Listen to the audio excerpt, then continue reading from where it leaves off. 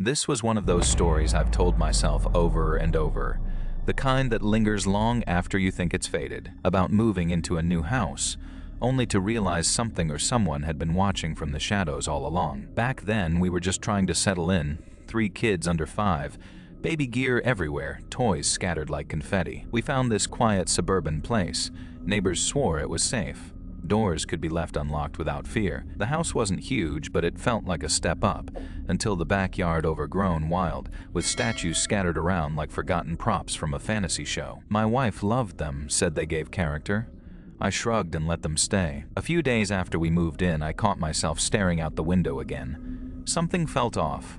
One statue, an angel if I recall, was facing away from the house while all the others pointed toward us. But then, the next morning, another statue had turned. This time I knew. I asked Taylor about it. She shrugged and said she hadn't noticed anything. I figured maybe Jimmy, our little prankster son, had done it. He'd been up to mischief before. I went to ask him, but he just looked at me like I was nuts. "Dad," he said, "you're the one who's paranoid." Still, something wasn't right. The money situation was tight.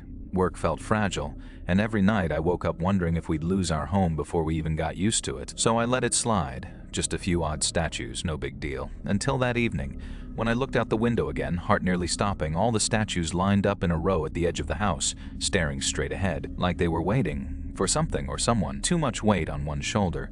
That's when Taylor stepped outside, pale as a ghost. She asked if it was neighbors.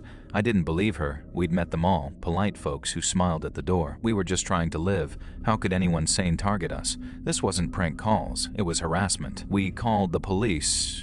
Their solution, cameras, something we simply couldn't buy yet. I told them we'd get cameras eventually, but inside, that felt like walking into a trap. That Saturday morning, just after breakfast, I took Jimmy outside. We were laughing, carefree, and then I saw it sprayed in big black letters on the back wall. "Go away." My heart stopped. I almost dropped Jimmy. Without thinking, I sprinted into the house, told Taylor to stay put. My adrenaline was pumping like a racehorse. Then came the real terror. 5 figures dancing like puppets. I grabbed a knife and ran. I lunged forward. 1 step, instant regret. 5 of them, 1 of me. I turned and ran like a coward. I told Taylor to take Jimmy and hide upstairs. I guarded the back door, hoping they'd come again. That night, we bought cameras. Taylor was hysterical for weeks. "Let's move," she begged.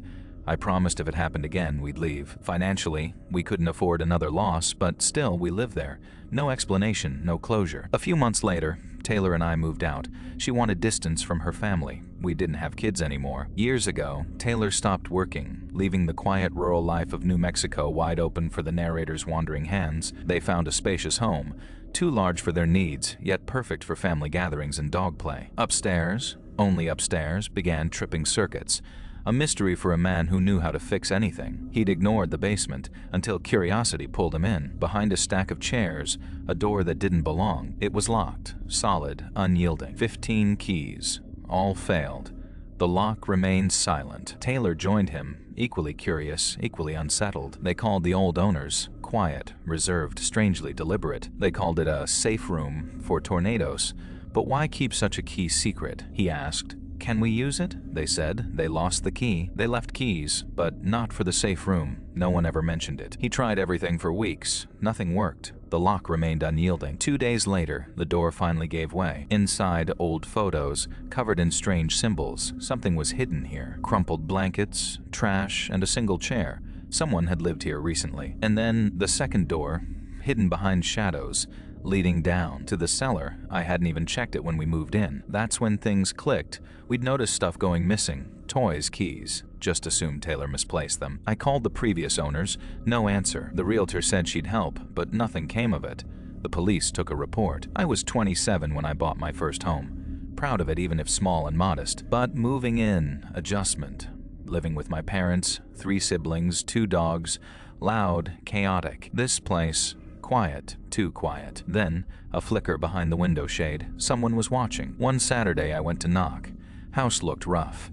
Paint chipping, weeds everywhere, broken doorbell. Then a flicker behind the window shade. Someone was watching. I left feeling uneasy. Later that night, I saw her standing in her yard staring up at my balcony. The next night, she moved from window to window inside her house, watching me. I pretended not to notice, but part of me thought maybe she knew I knew. That night, The doorbell rang, not once, not twice, at least a dozen times, one after the other. She lunged at me, kitchen knife in her hand, face twisted with rage. I grabbed her arm, wrestled the knife out of her grip, pinned her down. She screamed nonsense, tried to bite me. My heart racing, hands shaking, I held her until the police arrived. They restrained her and shoved her into a cruiser. She screamed all night long.